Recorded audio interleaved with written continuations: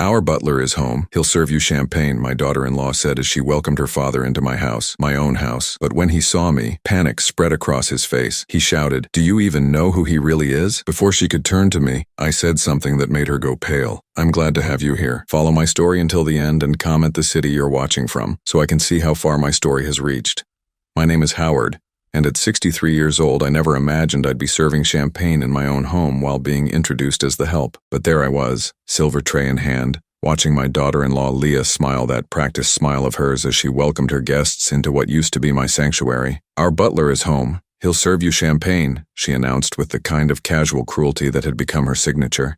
The words hit me like they always did, a sharp reminder of how far I'd fallen in my own house. 6 months ago, I was Howard Mitchell, retired vice president of operations at Consolidated Industries. Today, according to Leah, I was simply the hired help. I stood there in the marble foyer that my late wife Margaret and I had designed together 27 years ago, holding a tray of crystal glasses filled with Dom Perignon that I'd paid for. The irony wasn't lost on me. The guests, 3 couples from Leah's social circle, barely glanced in my direction as I moved between them, offering drinks with the kind of practiced invisibility that Leah had trained into me over the past year. "Thank you," one woman murmured without looking up from her phone. Another simply took a glass and turned away. Already deep in conversation about some charity gala, I might as well have been furniture for all the acknowledgement I received. That's exactly how Leah wanted it. I caught my reflection in the hallway mirror as I passed. Gray hair, neatly combed, crisp white shirt, black slacks. I looked the part she'd assigned me. The transformation had been so gradual that sometimes I forgot who I used to be. When did I stop being dad and become the help? When did my own son stop defending me? Speaking of my son, David sat in the living room with his usual distant expression, scrolling through his phone while his wife orchestrated yet another evening where I was relegated to servant status in my own home. He didn't look up when I refilled his glass, hadn't really looked at me.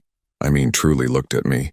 In months. "Howard, we need more ice," Leah called from the kitchen, her voice carrying that edge it always had when she spoke to me in front of others. Not Dad, not Howard with any warmth, just Howard, like I was an employee she barely tolerated. I set down the tray and walked to the kitchen, past the family photos that still lined the hallway. Pictures of Margaret and me at our wedding, David's graduation from college, family vacations where we all looked genuinely happy. Those felt like someone else's memories now. The kitchen had been Margaret's domain, and now it was Leah's. She'd rearranged everything, replaced Margaret's cheerful yellow curtains with stark white ones, removed the small herb garden from the windowsill. Even the warmth had been systematically extracted from the room. "The Waterford crystal, not the everyday glasses," she instructed without looking up from her phone, "and make sure they're spotless. Mrs. Henderson notices everything." I nodded and reached for the crystal glasses in the cabinet that had once held Margaret's china. Each piece was a memory being handled by hands that had once been respected in boardrooms across the state. I used to make decisions that affected thousands of employees. Now I was being lectured about water spots on glassware. As I carefully dried each glass, I thought about the meeting I'd attended just 18 months ago, the final board meeting before my retirement. They'd given me a gold watch and a standing ovation. 32 years with the company, they'd said. Irreplaceable, they'd called me. If only they could see me now. "And Howard," Leah's voice snapped me back to the present, "when you serve dinner, remember to serve from the left and clear from the right. We've been over this. We'd been over this." As if I were some new hire still learning the ropes rather than a man who'd hosted dozens of business dinners in this very house. Dinners where I'd been the host, not the help.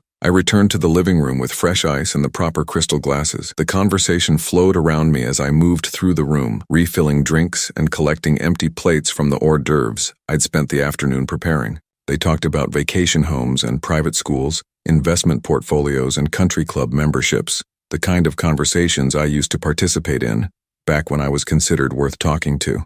"Howard's been such a blessing," I heard Leah tell Mrs. Henderson. "It's so hard to find good help these days, and having him right here in the house makes everything so convenient. Good help, right here in the house. Like I was live-in staff that came with the property." Mrs. Henderson nodded approvingly, glancing at me with the kind of benevolent indifference reserved for well-trained servants. The evening dragged on, each interaction another small cut to what remained of my dignity. When someone spilled wine on the coffee table, they didn't even bother to apologize, just looked at me expectantly until I appeared with a cloth. When a guest needed directions to the powder room, Leah directed them to ask Howard rather than simply pointing the way herself. By 9 o'clock, as I collected the last of the dinner plates, my back ached, and my pride hung in tatters. The guests were moving to the living room for after-dinner drinks, their laughter echoing through the house that used to ring with Margaret's own laughter. She'd loved entertaining, loved bringing people together. She'd have been heartbroken to see what these gatherings had become. I was loading the dishwasher when David finally appeared in the kitchen. For a moment, I thought he might actually speak to me, might acknowledge that something was deeply wrong with this picture. Instead, he grabbed a beer from the refrigerator and started to leave. "David?" I said quietly, my voice barely above a whisper. He paused in the doorway but didn't turn around. "What, Dad?" "Dad." The word carried no warmth, no connection, just obligation. "Nothing," I said, turning back to the dishes. "Just nothing." He left without another word, and I continued loading plates that I'd washed by hand every night for the past year, because Leah insisted the dishwasher was too loud for evening entertaining. The irony was that she'd insisted on that particular dishwasher model when they moved in, claiming it was the quietest on the market. As I stood there in my own kitchen, in my own house, wearing the uniform of invisibility that Leah had dressed me in, one thought kept echoing in my mind. How had I let it get this far? When had I stopped being a father and become a convenience? When had I stopped being Howard Mitchell and become simply the help? But what scared me most was realizing that I was starting to forget there had ever been a difference. It hadn't started this way. When David brought Leah home for the first time 3 years ago, she'd been all smiles and sweet compliments about the house, about Margaret's garden, about what a wonderful job I'd done raising such an amazing son. I should have seen through it then, but I was still grieving Margaret's death and desperately lonely in this big house that suddenly felt like a mausoleum. Margaret had been gone for 8 months when David announced they were getting married. 8 months of me rattling around in a 4-bedroom house, eating cereal for dinner and falling asleep in my recliner because our bedroom felt too empty. When they asked if they could stay with me temporarily while they saved for a house, I practically begged them to move in. It would mean so much to have family close, I'd told David, my voice thick with emotion I hadn't meant to show. Your mother always said this house was meant to be filled with family. Leah had hugged me then, tears in her eyes that I now suspect were as fake as everything else about her. "Oh, Dad," she'd said, the first and last time she'd ever call me that with any warmth. "We'd love to help you through this difficult time. Help me." Even then, she was positioning herself as the one doing the favor. The first few weeks were wonderful. Leah cooked elaborate dinners, insisted I join them for meals, asked about my work stories in Margaret's garden. She'd curl up on the couch with David while I sat in my chair, and for brief moments, it felt like I had a family again, like the house was alive. But slowly, things began to shift. It started with small suggestions. "Dad, why don't you let me handle the grocery shopping? I'm going anyway, and I know exactly what we need." Then it was the laundry. "You shouldn't be carrying those heavy baskets up and down the stairs at your age. Let me take care of that." At first, I was grateful. It felt like care, like concern for my well-being. Margaret had always handled most of the household management, and I was honestly overwhelmed trying to figure out which laundry detergent to buy, or how to plan meals for more than one person. But the suggestions became instructions, and the instructions became expectations. Within 2 months, I was doing all the grocery shopping because Leah was too busy with wedding planning. I was handling all the yard work because David works such long hours, and you love being outside anyway. I was cooking dinner most nights because you're here all day and we don't get home until after 6. The wedding planning consumed their lives for months. I offered to help with expenses. Margaret and I had saved diligently, and I wanted David to have a beautiful wedding. What started as offering to pay for the flowers turned into paying for the entire reception. When I hesitated at the cost, $12,000 for one evening, Leah's face fell. "I understand if you don't want to help," she'd said, her voice wounded. "I just thought, after everything we've done for you, taking care of you, keeping you company, but I understand if that doesn't mean anything." David had looked uncomfortable but said nothing. He'd gotten good at saying nothing when Leah was concerned. I ended up writing the check. After the wedding, things accelerated. They'd been back from their honeymoon for less than a week when Leah sat me down for what she called a family meeting. "Dad," she'd begun, and even then the word sounded different coming from her lips. "David and I have been talking and we're concerned about you, concerned about me." I was 62 years old, in good health, had just retired with a full pension and substantial savings. What was there to be concerned about? "You seem so isolated," she continued, "staying in this big house all day, not really having any structure or purpose. We think you might be getting depressed." I started to protest, but she held up a hand. "We've been researching, and isolation is a major problem for men your age. What you need is routine, responsibility, a sense of being useful. So we've come up with a solution that helps everyone." The solution was that I would take on more of the household responsibilities while they focused on building their careers. It made sense. she explained. I was home all day anyway, and they were working full-time. It was only fair that I contribute to the household in non-financial ways. Think of it as a partnership, she'd said with that bright smile. You handle the day-to-day running of the house, and we'll handle our careers and building our future. Everyone contributes what they can. It sounded reasonable when she put it that way. It sounded like teamwork, like family supporting each other. David nodded along, trusting his wife to navigate the delicate family dynamics he'd never been particularly good at managing. So I started doing the cooking and cleaning. I handled the laundry and the shopping. I maintained the yard and dealt with repair services. At first I told myself I was helping. I was contributing. I was part of a team. But the appreciation stopped coming. The thank yous disappeared. When I'd spend all day preparing an elaborate dinner, Leah would critique the seasoning or suggest I try a different recipe next time. When I'd spend hours cleaning the house, she'd point out spots I'd missed. When I'd grocery shop, she'd go through the receipts and question my choices. Dad, we really can't afford to waste money on name brand items when the store brand is perfectly fine. We're trying to save for our own house, remember? Our own house. The house they were supposedly saving for became the carrot that kept me compliant. Just until they could afford their own place. Just until David got his promotion. Just until Leah's student loans were paid off. Always just until something else that never seemed to arrive. The worst part was how they began talking about me in front of me, as if I weren't there. Dad's having trouble remembering things lately, Leah would tell people. We're keeping an eye on him. Or Dad gets confused about modern technology. We handle all the important stuff now. Neither of these things was true, but repeating them enough made them sound true. Made me start questioning myself. Was I becoming forgetful? Was I really struggling more than I thought? The social isolation came next. Old colleagues would call and Leah would answer, explaining that I was resting or not feeling up to visitors. She canceled my golf club membership because it was an unnecessary expense. She suggested I stop attending church because people there just gossip and it's not good for your mental health.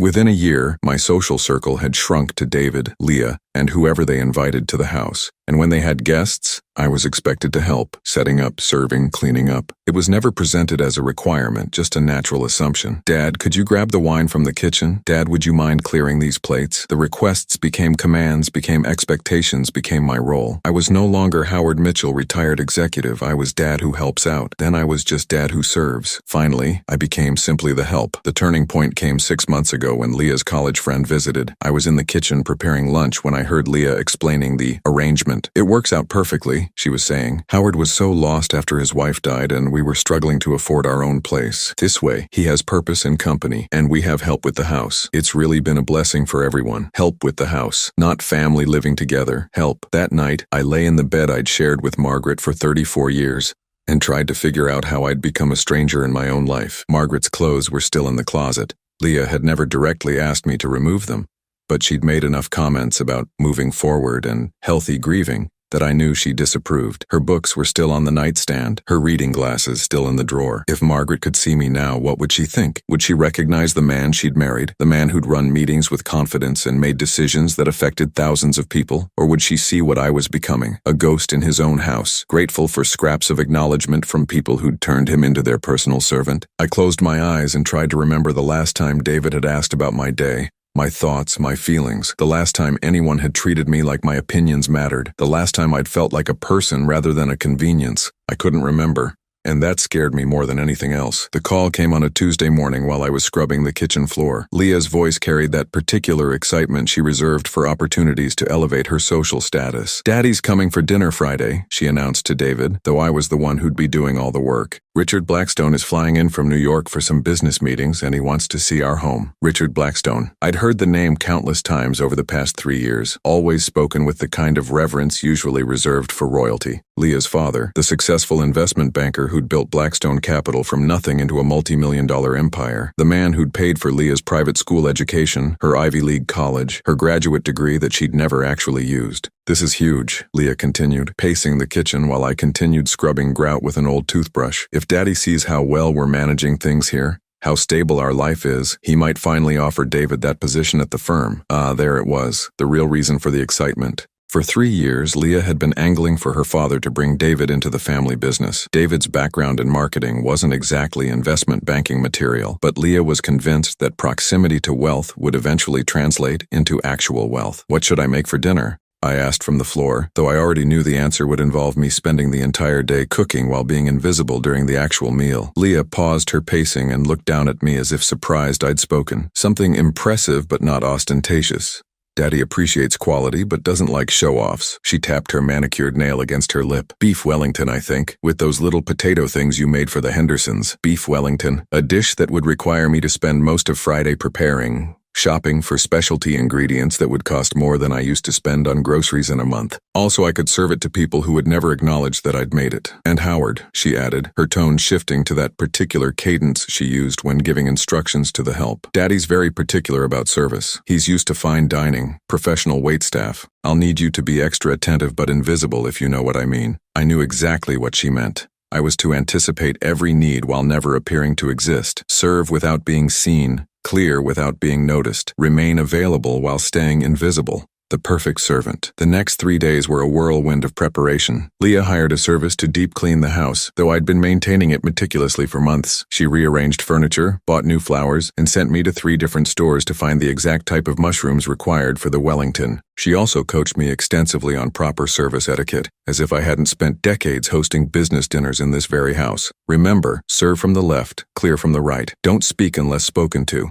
Keep wine glasses filled, but never interrupt conversation. And for God's sake, don't drop anything. Friday afternoon, I stood in the kitchen preparing the most elaborate meal I'd cooked since Margaret's last birthday dinner 4 years ago. The beef was perfectly seared, wrapped in its delicate pastry shell. The wine was breathing. A $200 bottle that Leah had selected to impress her father. The table was set with Margaret's finest china, crystal glasses gleaming under the chandelier. As I adjusted my white shirt and black slacks, the uniform Leah had selected for me, I caught my reflection in the kitchen window. I looked like exactly what she'd turned me into. Hired help in my own home. At precisely 6 o'clock, a black Mercedes pulled into the driveway. Through the window, I watched a tall, distinguished man in an expensive suit emerge from the back seat. Richard Blackstone moved with the confident stride of someone accustomed to being the most important person in any room. "He's here," Leah called out, her voice high with nervous excitement. "David, remember what we discussed. Howard, start the music and light the candles." I moved through the familiar routine of setting the evening stage while Leah and David positioned themselves in the foyer. Through the doorway, I watched Leah embrace her father, her performance of domestic bliss beginning immediately. "Daddy, you look wonderful. How was the flight? David's so excited to see you again." Richard Blackstone's voice was deep and commanding, the kind of voice that was used to being obeyed. "The flight was fine, darling. This house is lovely, much larger than I expected. We've been so happy here," Leah gushed, leading him into the living room. "Our butler is home. He'll serve you champagne." Our butler. The words hit me like a physical blow, even though I'd known they were coming. Standing there with a silver tray of champagne flutes, I felt the last remnant of my dignity crumble. In my own home, I'd been reduced to staff. I entered the living room with practiced invisibility, offering champagne to the man who was essentially my employer's employer.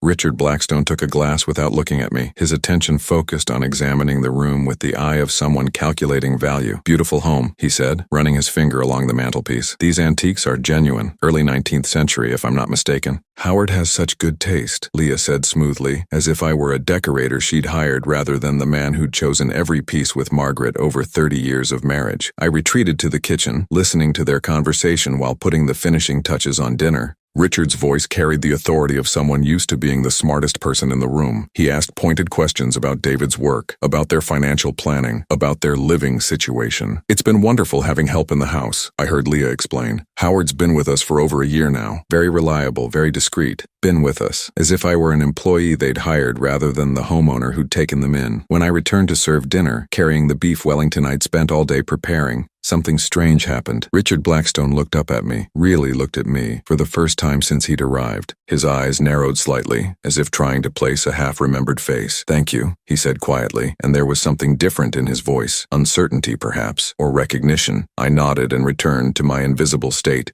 serving vegetables and refilling wine glasses while the conversation flowed around me. Richard spoke about market trends and investment opportunities, painting a picture of a world where millions of dollars moved with casual ease. David listened intently, trying to position himself as someone worthy of joining that world. But throughout the meal, I noticed Richard's eyes following me, as when I reached across the table to refill his wine glass, he studied my face. When I cleared the salad plates, he watched my movements. There was something almost familiar in his expression, as if he were trying to solve a puzzle. "The meal is exceptional," Richard said during a lull in conversation. My compliments to the chef. Leah beamed. Howard is very talented in the kitchen. We're so fortunate to have found him, as if I were a stray they'd rescued rather than the man whose home they'd colonized. How long have you been in service? Richard asked, directing the question to me. I opened my mouth to answer, but Leah jumped in smoothly. Howard's been with families like ours for years. He has excellent references. Families like ours. References. I was being discussed as if I were livestock at auction, but Richard wasn't satisfied with Leah's answer. He continued studying me with those sharp gray eyes, and I had the uncomfortable feeling that he was seeing more than Leah wanted him to see. You seem familiar, he said finally, his voice thoughtful. Have we met before? My heart began to race. There was something in his tone, something that suggested this wasn't just polite conversation, something that suggested recognition was dawning. Leah laughed nervously. Oh, Daddy, you probably just recognized the type. Good help has a certain bearing, doesn't it? But Richard wasn't laughing. He was staring at me with growing intensity, his wine glass frozen halfway to his lips. And in that moment I realized with growing dread that whatever he was remembering, it was going to change everything. The silence stretched uncomfortably long. David shifted in his chair, sensing tension he couldn't identify. Leah's smile became strained, her fingers drumming nervously against her wine glass, and Richard Blackstone continued to stare at me, his expression shifting from puzzlement to something approaching shock. When he finally spoke, his voice was barely above a whisper, but it carried the force of an earthquake. My God, he breathed. Howard Mitchell. The words hung in the air like a bomb that hadn't yet exploded. Howard Mitchell. My full name, spoken with the kind of recognition that made my blood run cold and my heart race simultaneously. Richard Blackstone's face had gone completely white. His wine glass trembled in his hand as he stared at me with growing horror, not at who I was, but at what he was seeing me reduced to. The silence stretched so long that I could hear the grandfather clock ticking in the hallway, each second marking the approach of a reckoning I wasn't sure I was ready for. I'm sorry, Leah said, with a forced laugh that sounded brittle in the sudden tension. Do you two know each other? Howard, did you work for one of Daddy's associates? Work for? Even now, even faced with whatever recognition was dawning on her father's face,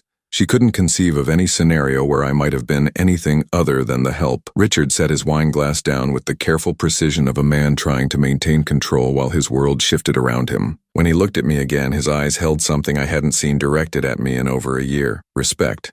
And beneath that, something that looked suspiciously like fear. Howard Mitchell, he repeated, and this time his voice was stronger, carrying the weight of someone who'd just solved a puzzle that terrified him. Former Vice President of Operations at Consolidated Industries, Regional Manager for the Southeast Division, the man who single-handedly saved the pension fund during the market crash of 2008. The air went out of the room. I watched Leah's face cycle through confusion, disbelief, and growing panic as the implications of her father's words began to sink in. David's fork clattered to his plate, his mouth hanging open as he stared between his wife and me. Daddy, what are you talking about? Leah's voice was high and thin, the sound of someone watching their carefully constructed world begin to crumble. Howard is. He's just what? Richard's voice was sharp now, cutting through her stammered protests. Just the help? Just some servant you found? He turned to look at his daughter with an expression I wouldn't wish on my worst enemy. Do you have any idea who this man is? I found my voice, though it came out rougher than I'd intended. Mr. Blackstone, it's been a long time. 26 years, he said, never taking his eyes off me. 26 years since the Hartwell Industries merger. You were the one who structured the pension protection clauses, saved 14,000 jobs. The memory came flooding back. Richard Blackstone, 15 years younger then, representing a smaller investment firm that was trying to position itself for the massive Hartwell deal. He'd been aggressive, ambitious, but ultimately outmaneuvered by the larger firms. I'd been the one to throw him a lifeline, including his company in a smaller but significant portion of the post-merger restructuring. You gave me my first major break, Richard continued, his voice thick with emotion I couldn't quite identify. The Hartwell restructuring contract. It was worth $2.7 million to my firm. Without that deal, he shook his head. Without that deal, Blackstone Capital wouldn't exist. Leah was staring at me now with something approaching horror. That's not possible. Howard is. He's our... Your what? Richard's voice was dangerously quiet. Your servant? Your butler? He stood up abruptly, his chair scraping against the hardwood floor. Do you have any idea what you've done? The question seemed to hang in the air, and I could see Leah's mind racing, trying to find some way to reframe this situation, to maintain the narrative she'd spent 3 years constructing. But there was no way to spin this. No way to explain how she'd reduced a man who'd once commanded respect in boardrooms across the country to serving champagne in his own home. I don't understand, David said finally, his voice small and confused. Dad, you never said. You never told us. I looked at my son, at the bewilderment and growing shame in his eyes, and felt something crack open in my chest. You never asked, I said quietly. In 3 years of living in this house, neither of you ever asked about my career, my achievements, my life before Margaret died. You just assumed. We assumed what? Leah's voice was defensive now, but I could hear the panic underneath. You assumed I was nothing, I said, and the words came out with a finality that surprised even me. You assumed that because I was grieving and alone, I must be helpless, useless, good for nothing but cooking your meals and cleaning your messes. Richard was staring at Leah with something that went beyond disappointment. You turned Howard Mitchell into your household staff, the man who built the operational framework that half the Fortune 500 companies still use today. I didn't know, Leah protested, but her voice lacked conviction. He never said anything. He seemed to enjoy helping out. Enjoy? The word came out of me like a bark of bitter laughter. I haven't enjoyed a single day of the past year. I've endured it. I've survived it. I've submitted to it because I was terrified of losing the only family I had left. The truth of those words hit me like a physical blow. I'd been so afraid of being alone that I'd allowed myself to be erased, so desperate to maintain some connection to my son that I'd let myself be turned into a stranger in my own home. Richard was shaking his head slowly, his businessman's mind clearly calculating the magnitude of what he'd discovered. The networking opportunities alone, he muttered. The connections, the reputation, the expertise. He looked at Leah with something approaching disgust. Do you realize that one phone call from Howard Mitchell could open doors that I've spent decades trying to get through? That's when I saw it.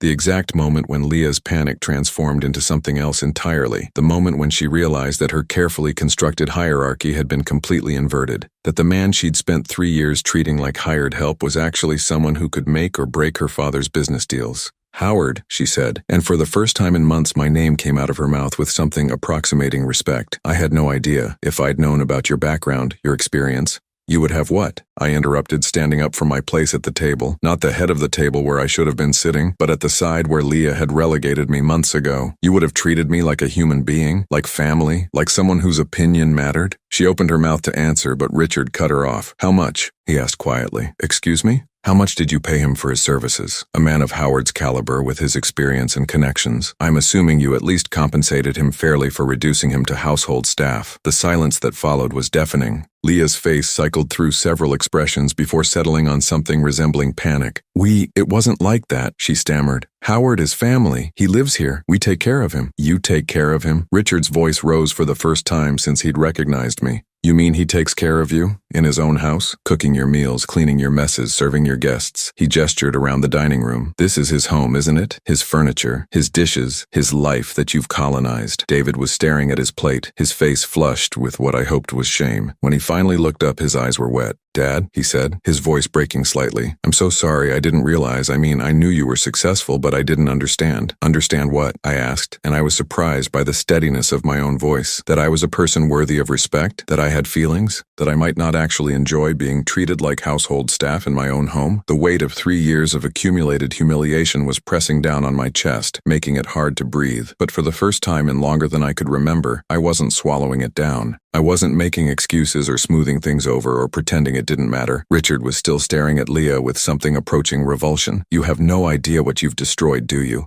The relationships, the respect, the reputation. He shook his head. Howard Mitchell was one of the most respected operations executives on the East Coast. Board members called him for advice.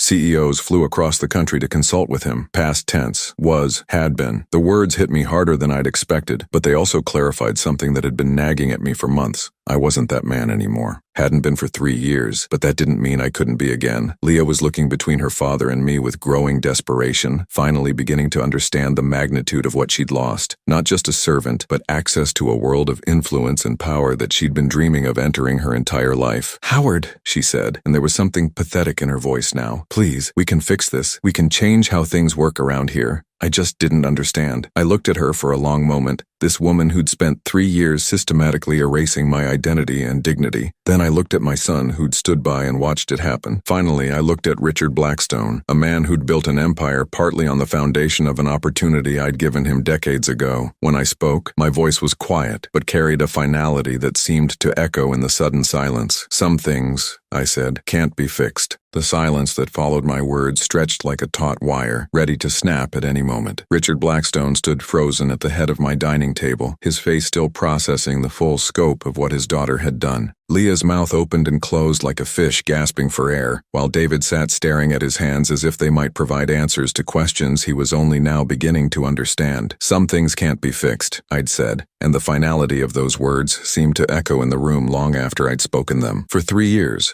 I'd been the one trying to fix things, to smooth over problems, to make everyone comfortable at the expense of my own dignity. Not anymore. Richard was the first to break the silence, his voice carrying the weight of a man who'd just realized the magnitude of a catastrophic mistake. "Howard, I need you to understand something." He turned to face me fully, ignoring his daughter's increasingly frantic expressions. "The Patterson Industries deal that I closed last month, the one that brought in $14 million to my firm, I used your operational restructuring model, the same framework you developed at Consolidated. $14 million. The number hung in the air like an accusation. "I've been using your methodologies for years," Richard continued, his voice gaining strength as he spoke. "The Hartwell Principles, the Mitchell Protocols, half the investment banking industry knows those terms. They just don't know where they came from anymore." I felt something shift inside my chest, a recognition of worth that I'd almost forgotten existed. For 3 years, I'd been told I was useful only for cooking and cleaning. Now I was being reminded that my mind had shaped entire industries. Leah finally found her voice, though it came out as barely more than a whisper. "Daddy, I didn't know. How could I have known?" Richard turned to look at his daughter, and the disappointment in his eyes was so profound that I almost felt sorry for her. "Almost. How could you not know?" he asked, his voice deadly quiet. "Did you never ask about his career, his achievements? Did you never wonder how a man living in a house like this, with furnishings like these, might have acquired them?" "I thought," Leah started, then stopped. What had she thought? That I'd inherited everything? That I'd won the lottery? That successful homes just materialized around unsuccessful people? "You thought he was nobody," Richard finished for her. "You saw a grieving widower and assumed he must be helpless, useless, someone to be managed rather than respected." David finally looked up from his hands, his face flushed with shame. "Dad, I swear I didn't realize what was happening. I thought you were happy to help out, to have company." "Happy?" The word came out of me like a bitter laugh. "When was the last time you asked if I was happy, David? When was the last time you asked me anything about my feelings, my needs, my life?" He opened his mouth, but no words came out, because there was no good answer. There had been no questions about my happiness, no concern for my well-being beyond whether I was available to serve their needs. Richard was shaking his head slowly,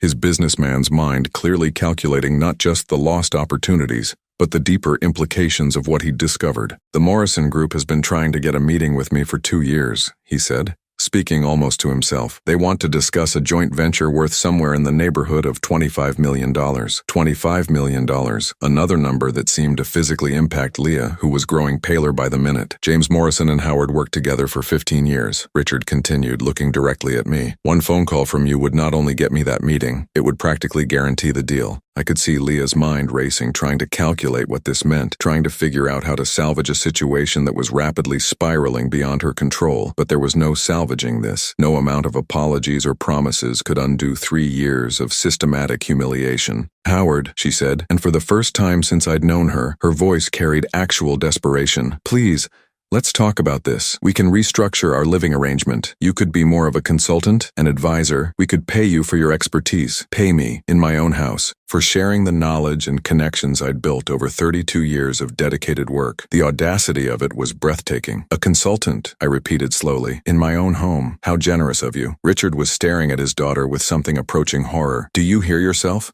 You're offering to pay the homeowner to live in his own house, to compensate a man for using his own kitchen, sleeping in his own bedroom, sitting in his own living room." The color drained completely from Leah's face as the full reality of her situation began to sink in. She wasn't a gracious daughter-in-law who'd been taking care of an aging father-in-law. She was a parasite who'd been living off a successful man, while systematically destroying his dignity. "But we've been helping him," she protested weakly, "keeping him company, giving him purpose, making sure he wasn't lonely." "Helping him?" Richard's voice rose for the second time that evening. "You've been exploiting him, using his grief and loneliness to turn him into unpaid household staff while you lived in his home, ate his food, and spent his money." "We contribute to household expenses," David said quietly, but even he seemed to realize how pathetic that sounded. "How much?" I asked, and my voice was steadier than I'd heard it in years. "What?" What? How much do you contribute to household expenses? The mortgage on this house is $2,800 a month. Property taxes are $6,000 a year. Utilities average $400 monthly. Maintenance, insurance, repairs, let's call it another $1,000 a month. How much of that do you cover? David's face flushed deeper. We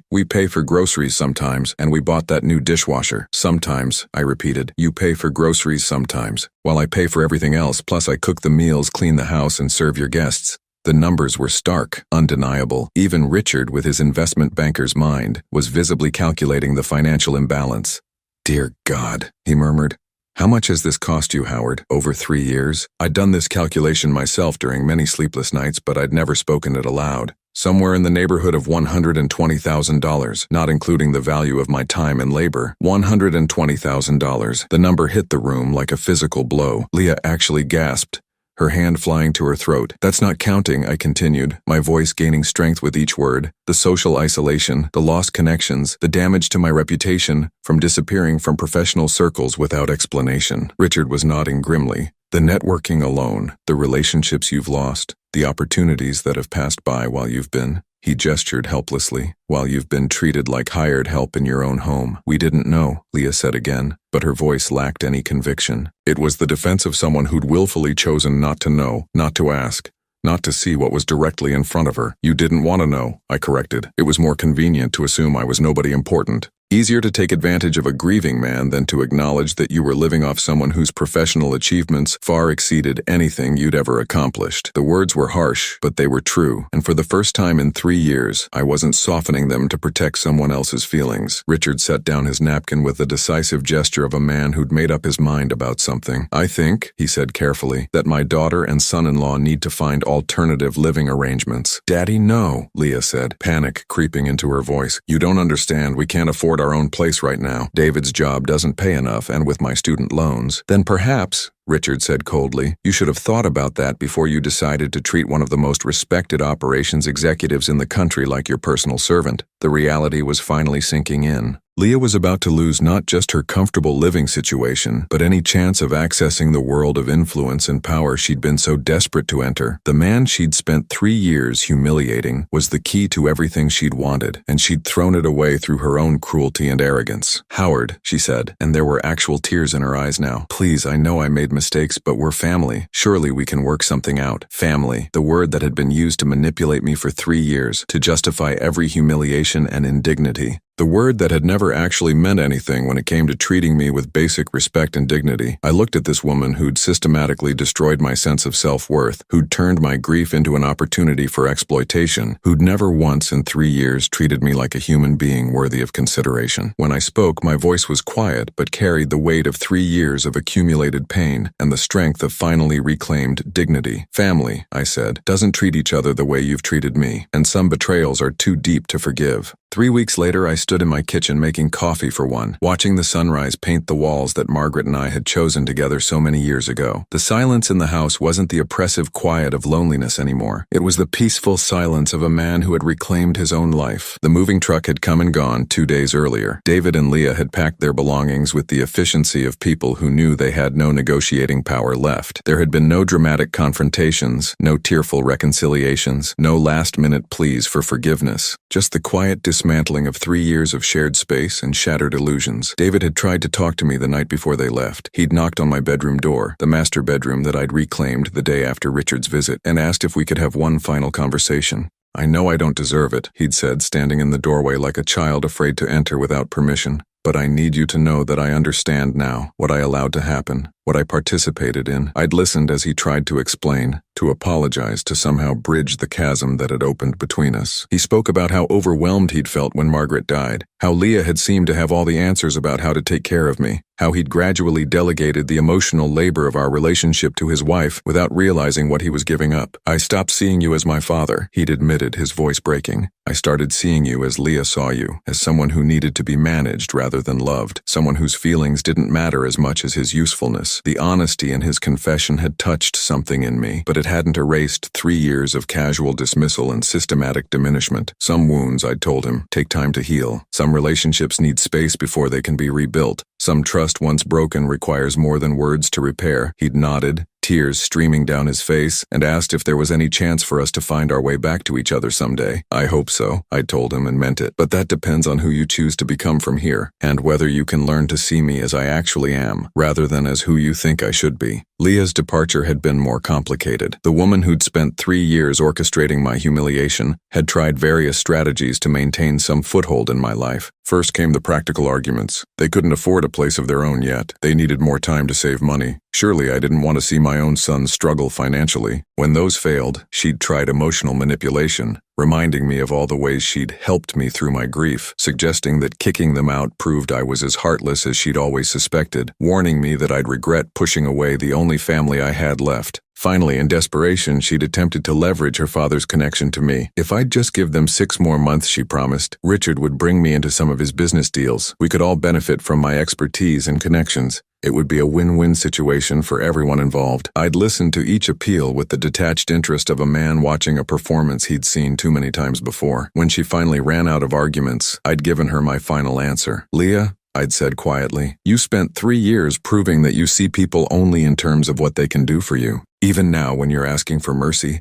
you're calculating how to turn it to your advantage. That's not how family works. That's not how love works. And I'm too old to keep pretending otherwise. She'd left without saying goodbye. Now, standing in my quiet kitchen with my coffee and my thoughts, I felt something I hadn't experienced in years. Contentment, not happiness exactly. The scars were still too fresh for that, but a deep, abiding satisfaction in having reclaimed my dignity and my space. The house felt different without their presence. Larger somehow, but also more intimate. I'd spent the past 3 weeks slowly reclaiming the spaces that had been colonized by their lifestyle and preferences. Margaret's herb garden was growing again on the kitchen windowsill. Her favorite yellow curtains had been rehung. The family photos that Leah had deemed too cluttered were back on the mantelpiece. I'd also made some changes that were entirely my own. The dining room table had been moved back to its original position, with my chair restored to the head where it belonged. I'd converted David's old bedroom into a proper home office, complete with the awards and recognition certificates that I'd hidden away when Leah complained they made the house look too corporate. The phone had been ringing regularly, since word of my situation had somehow made its way through the business community. Richard, it seemed, had been more affected by our encounter than I'd initially realized. Without betraying any family confidences, he'd begun recommending me for consulting opportunities that matched my expertise and experience.